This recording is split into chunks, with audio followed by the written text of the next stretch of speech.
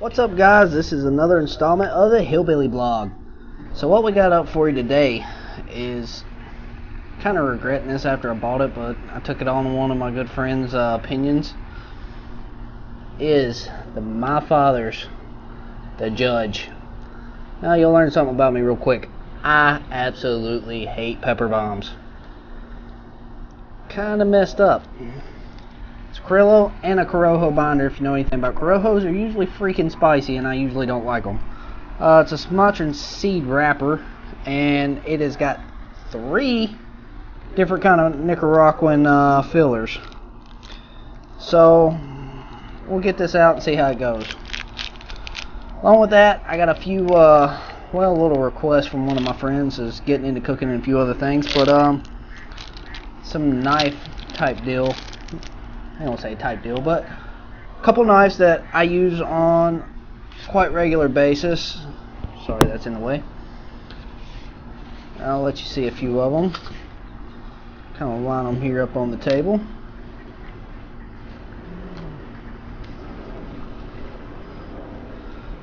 But we'll get into that. So now I got this thing out. I don't think they have enough freaking bands on it. Seriously. Probably why this thing costs like 13 bucks, but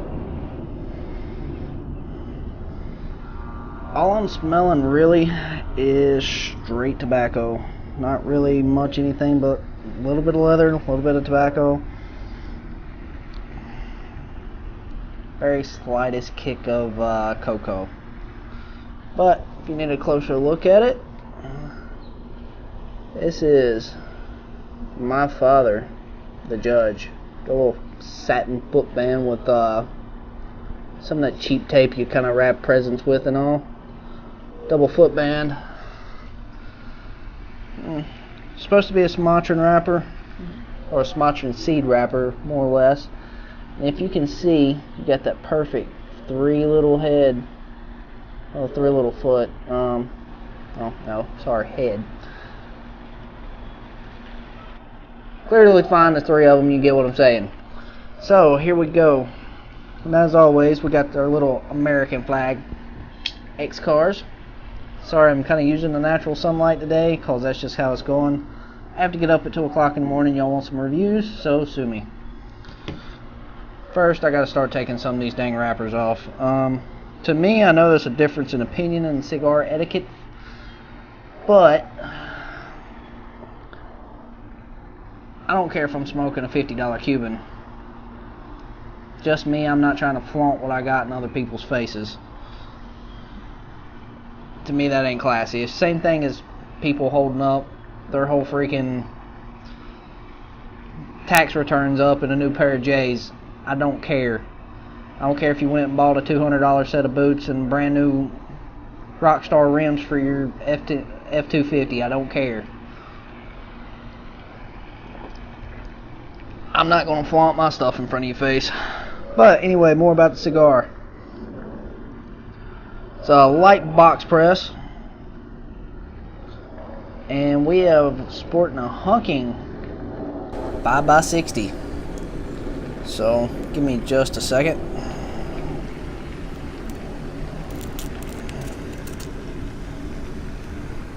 Well, I've been warned about this thing already, that the construction is a little shoddy. There's one band down and one little click in the wrapper, and I left it in my humidor for quite a few hours. I actually packed it into one of my things with the 72% little X-Car bag that I got from other 2 bands, to try to get this thing just a little bit more, because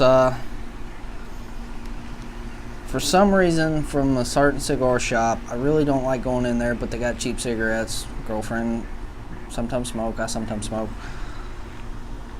Decided to go in there, pizza place is right beside it. Figured to see what they got.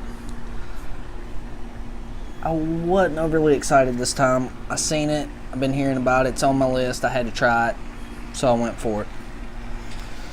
So, we'll get to these here in just a second. Some are mine, some are the girlfriend's. We got this. I'm going to show y'all exactly how to light one, kind of do a pre-draw and go with that. I kind of want this to be for everybody and anybody. If you want to learn, I want to show you. I only got a couple years on some people. A lot of people my age don't smoke cigars, and especially stuff as heavy as this. This is supposed to be a bomb and a half. They tried to outdo themselves from a couple of years ago, and they really didn't need to at that point. And I'm hearing lots of flavors of red peppers. Well, from what I've seen on Cigar Aficionado, the review from there. A lot of red pepper, a lot of pepper, a little bit of cocoa, maybe some hay, and more pepper. Just a touch of cinnamon. So what I do, get your own cutters. Do not do this at a shop because it's gross. Don't do it. First,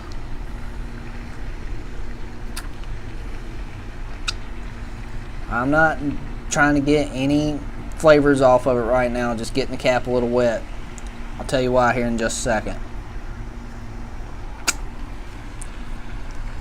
So what this is going to do is kind of help this little process of these blades ease through that stuff. Not as much as you probably think I'm trying to say. It's not so much that. It's to kind of help this thing stay together more than anything. So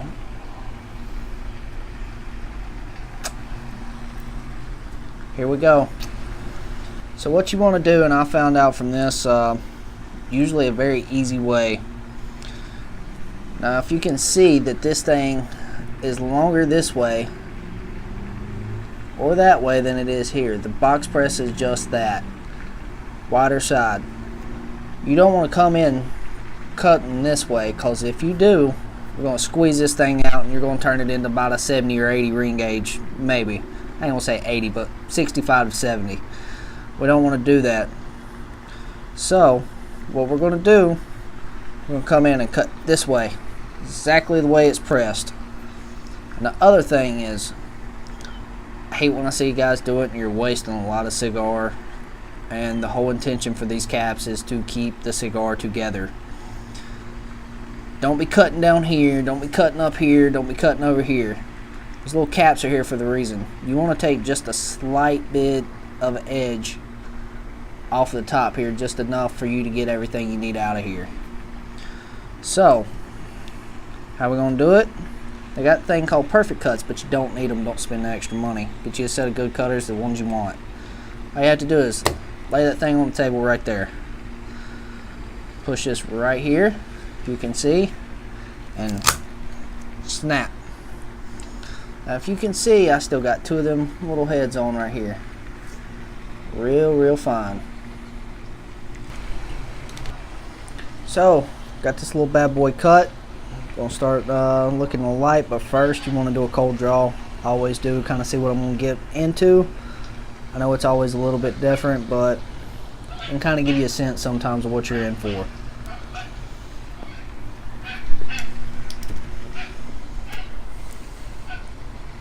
Already off the bat, I'm tasting that. It ain't even like cooking pepper, it's just pepper. Like almost a cayenne tasting. A little bit of cinnamon, a lot of hay, some earth. Almost like chewing on dirt. And I get the ever so slightest, little teeniest bit of chocolate.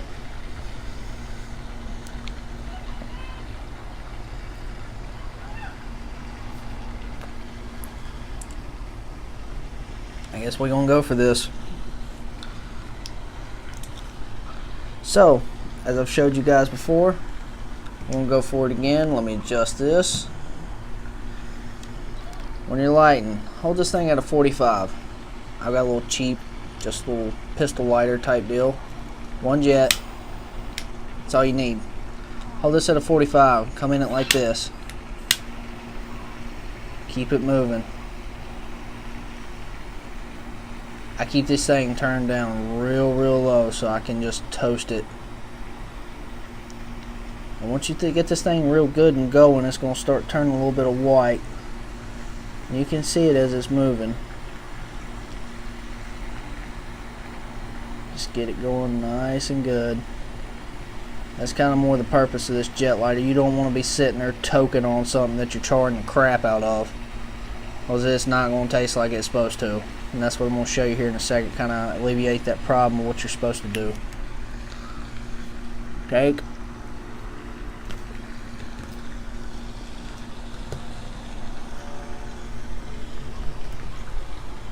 We're lit and going. So let's see if this thing stays together, how big of a line, cleanable line we get, and we'll go from there and see how many times we got to touch this thing up. Not getting a whole lot of taste just yet, but we'll get going through the thirds. So 1/3, here we go.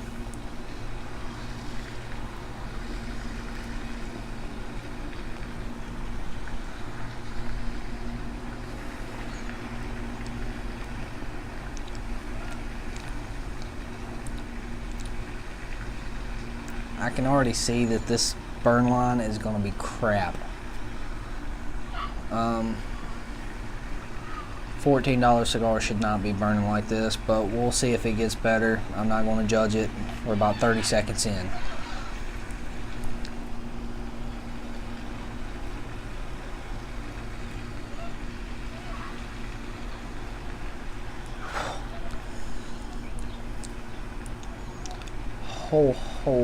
Whole lot of pepper.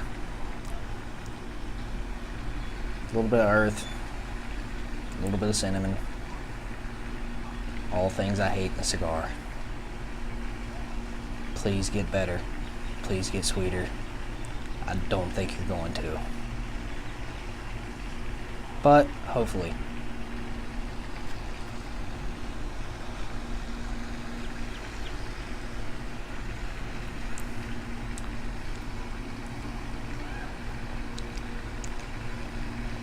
So we'll get going. Notes right now, as I said, a little bit, well, it's kind of a mix between a cayenne and earth. Slightest bit of wood, slightest bit of chocolate, a little bit more hay than right there with the earth, but it's cinnamon, pepper, black pepper, are the three things just punching me right in the mouth. The retro hill is almost impossible for me because I hate spicy things.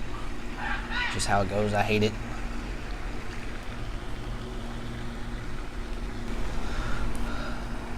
So from a friend's request that I have from my good buddy Aziz, like I said, he is getting into cooking, and I want to show him and go through with some of my viewers. I told you this is one of my hobbies. Some of the knives that I do own, this is nowhere near like 1/10 of what I got. So these two right here are going to go together. That's my cooking.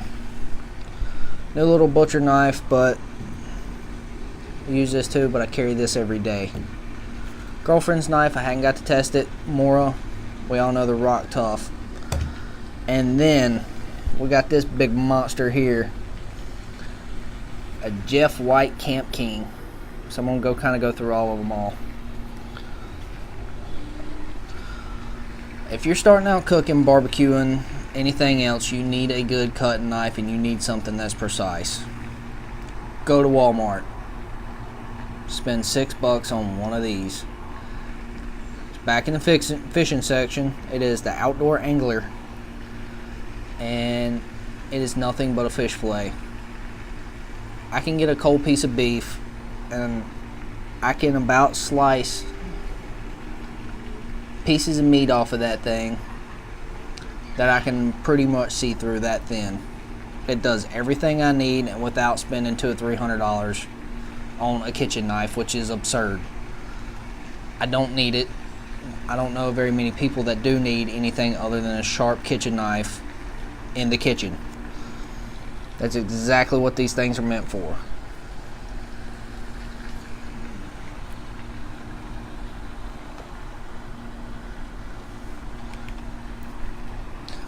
To keep these things sharp, it is a Smith's, and it's also back in the fishing section. This is for hooks, so don't even worry about that.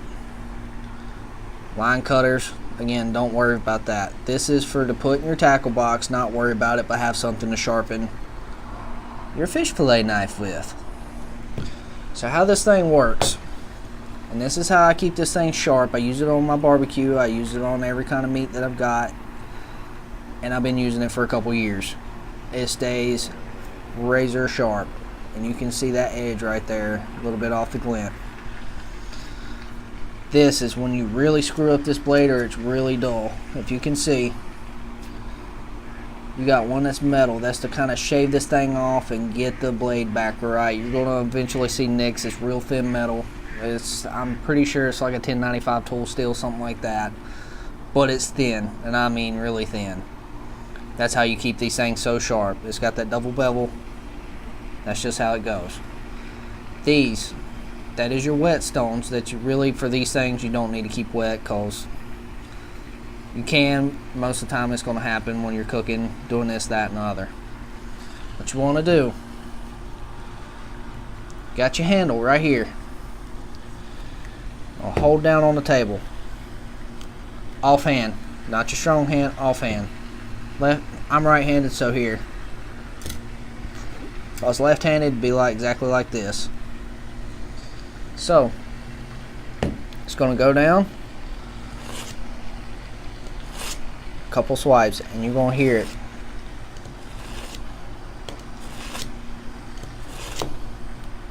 That's all it takes. You're going to hear it smooth out, and you're going to feel it smooth out. Right now, I got a couple nicks in this thing. Once that gets smoothed out, and you will feel it, you want to come back, and you want to keep it 90-degree angle from this part right here. You want to keep that thing straight up and down, because if you don't, you're going to start wearing out one side of the blade or the other, and it's not ever going to really be sharp again until you get sharp as it could be again until you get it back right. But all you need is a couple swipes. To me, as far as cooking purposes, and easy as this is, run it through here 5 times, run it through here 20 times. Good little thing. I've got something that most chefs, for this right here, I would call common man. What most chefs would pay quite a few $1,000s for, or quite a few $100s for, I've got for less than $10. This little set right here, and it's all I need, and it's all I'm going to need. Something happens to break this thing, and something has to happen, because it's been a tough blade so far. And I mean, I'm cutting through frozen meat with this thing as sharp as that. Go to Walmart and replace it. It's $6. If you're hurting that bad off for $6, you're not really cooking very good meat to begin with. So, this is my cooking. This is one of my weekly uses. I do a lot of barbecue for me and my family and the girlfriend. I will go get the beef roast, something like that, pork loin, throw it in the smoker. I've got 6-7 pounds of meat. Takes me 1 day to cook, and I got a whole week full of meat for as meals.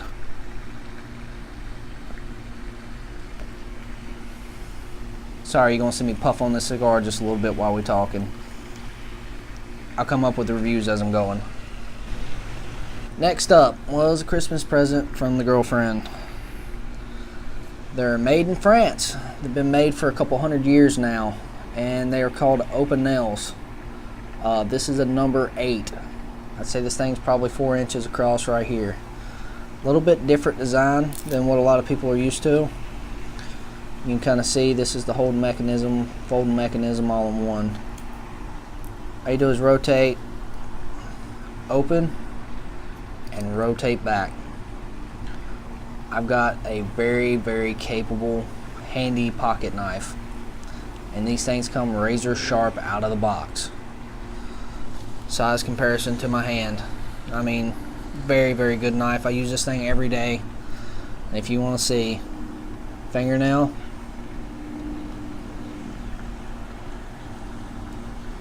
right off. I mean, it takes nothing, and I have not sharpened this thing once since I've had this thing, and I use it for even cutting through the tops of cans and everything else. It has stayed razor sharp. Price point on these, you'll get them anywhere from $8 to $20. To me, you can't beat that, and people have found these things sticking inside of trees and stuff from way back in the day. Talking from 50 to 80 years ago, and they still work. They're still sharp, and they don't really rust. From what I know, they are stainless steel now. Probably used to be high carbon. Same as this, stainless steel. Good things about these. Stainless steel you ain't got to worry about. You ain't really got to take care of. Just keep them clean. Put them away. You're good. We'll talk about that here in a second of why that's a good thing and a bad thing. That's the Open Nail number 8. It's my everyday carry, my pocket knife. I've always got it on me. Now for the girlfriend's knife, and I haven't really got to test this out. You'll see some more when I actually move here in a few months. Some more bushcraft type stuff. May get a fishing video here, there, a little bit. This is a Mora. I think it's the Garber, if I'm not mistaken. They are Swedish made knives. Let's see. They are also stainless. You can see Mora, made in Sweden. From what I've seen so far, these are tough little knives. They're not a full tang if you're expecting that. They're not. I wouldn't trust this to do everything that this thing's going to do. But this ain't going to do everything this is going to do either, as far as finer tasks, whittling, heck, even skinning anything if you're into hunting or fishing or anything like I am. One tool option, no. And what I mean by one tool option in the field is if I lose everything else that I have on me, and you'll see I'm not so much a prepper, but I do realize when you're out hiking, out doing stuff like that, that stuff can happen. You walk away from your stuff, you got this on your hip, and you twist your ankle. You're a couple miles out from where you're camping at. It's happened. Can I get by for the day or two that I may be stuck there with just this knife? That's what I look into. That's what I carry on my belt. If I'm out doing stuff like setting up deer stands and stuff, I ain't got a hatchet, I ain't got anything else on me. Can this do that? Yes, no, maybe. We'll see. Like I said, I haven't got to test it out. She hasn't tested it out. It is her knife.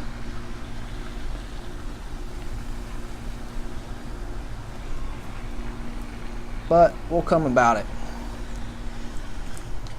Now, as far as my main picture that y'all seen and the axe throwing scene and stuff like that, I picked up this new little handmade curly maple handles, 1095 high carbon steel, which is my favorite. It's easiest to sharpen.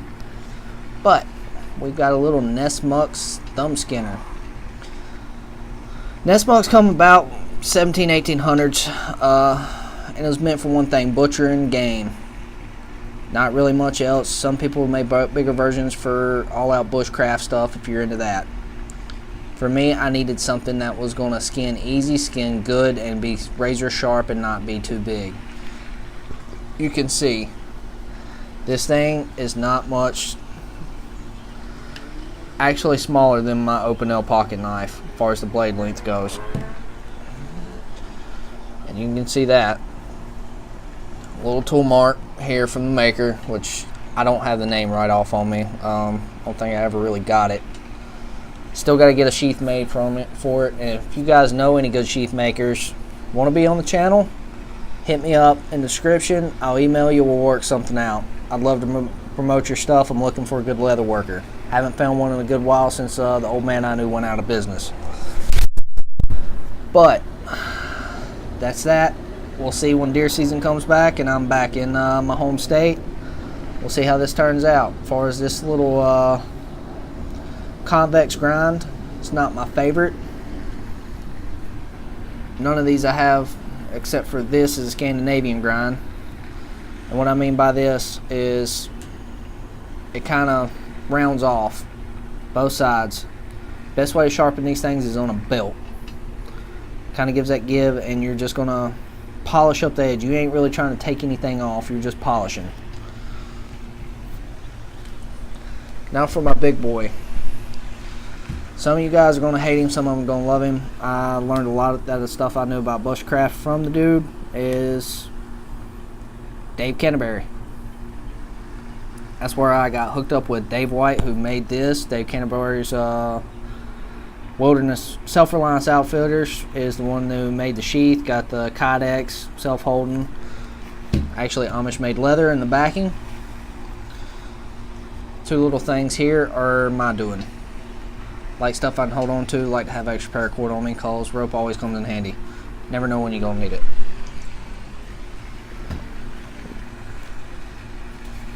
But we got another 6-inch. It's a 3/8 blade, and I mean thick, heavy knife. I've had 5-inch, literally 5-inch pieces of log, and I've taken another one, set it down on it as if I was doing this, and just beat with a thing all the way through a piece of log. Didn't even phase it.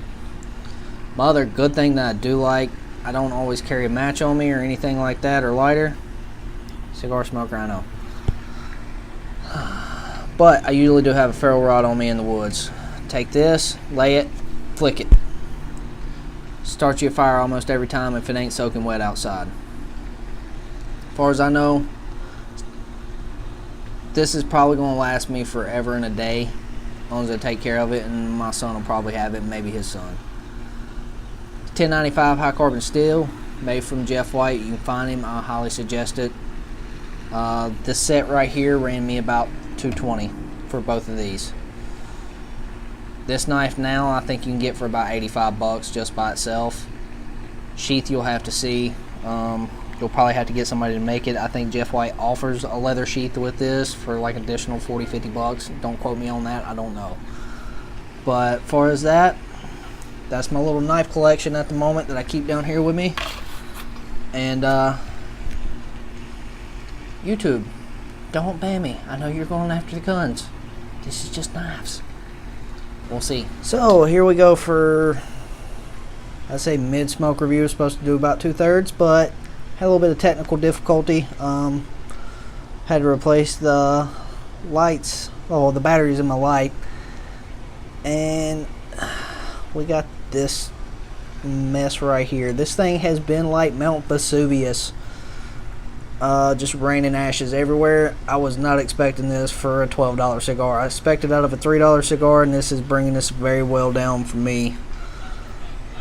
I'm gonna try to fix this.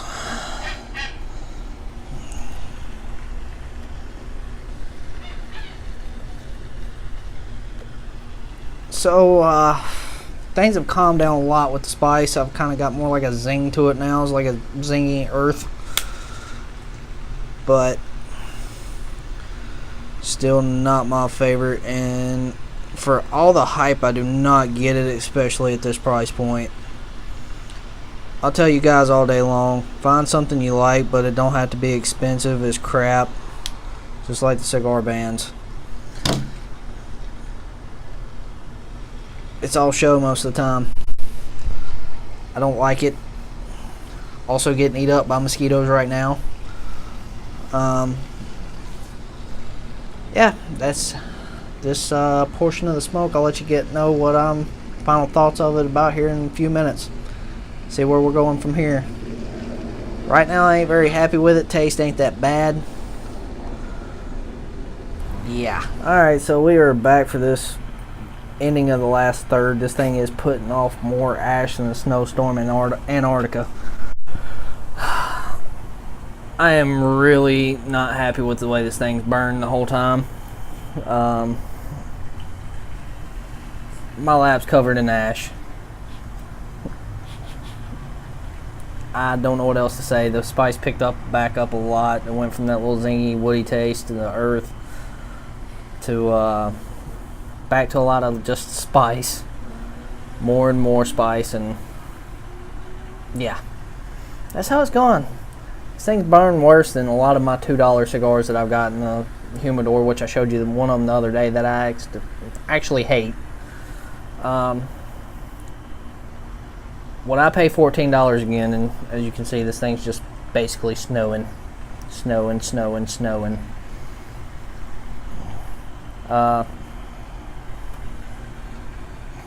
Whatever. No, I absolutely would not. I would not pay over $5 for this thing. I'm covered in ash. My table's covered in ash. I've got a lot of cleaning up to do after this cigar. Ending thoughts, the taste ain't bad. Would I think it would calm down with a year or two in the humidor? Probably, but my experience with these kind of wrappers is probably not going to handle more than a year or two, and that's not going to be enough to calm this thing down like it needs to be. That's about all I can say about this thing. I mean, it ain't bad, but it ain't good. I'd probably give this thing like a 79 in my taste, in my book. Yeah, so that's my ending thoughts. That's your cigars, that's your knives. Y'all keep enjoying the hobby, have fun, keep smoking. This is the Hillbilly, that's my blog. See you till next time. See ya.